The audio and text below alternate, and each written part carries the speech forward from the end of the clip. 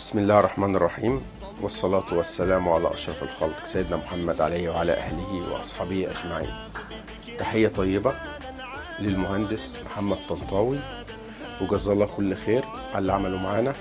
هو شخصية جميلة جدا، هو يعني بيربط العملي بالنظري بالماتيريال بالخامات اللي موجودة في السوق. يكفي اللي هو بيديلك خلاصة 20 سنة. صدقني بدل ما تروح وتشتغل عند حد او تتمرن عند حد، انت تشتغل عند حد ب20%.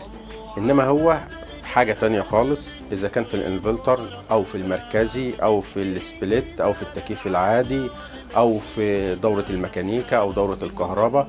طبعا كل ده انتوا عارفينه، بس هتلاقي اللي انت تربطه مع ماتيريال السوق لا. فتحية طيبة من الباشمهندس، وانسان خلوق جدا وهيساعدك ومش هيسيبك. فاحنا بنقول كلمة كده: أن رأس الحكمة مخافة الله.